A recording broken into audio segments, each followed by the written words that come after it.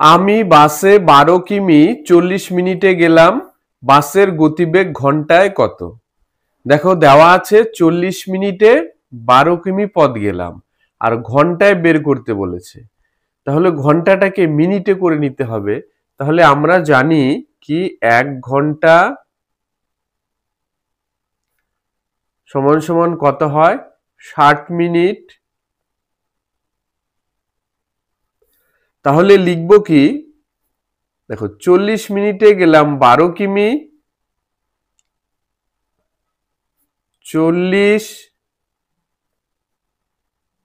মিনিটে গেলাম 12 কিমি, তাহলে 1 মিনিটে গেলাম কত? কম হবে, কম হলে ভাগ, 12কে 40 দিয়ে ভাগ হবে,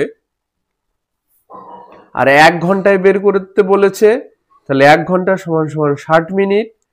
তাহলে 60 মিনিটে গেলাম কত? 12 গুণ হয়ে যাবে এখানে 60টা বাই 40, 0 0, 4 দিয়ে 12কে কাটলে 3, 3 6, 18 কিমি।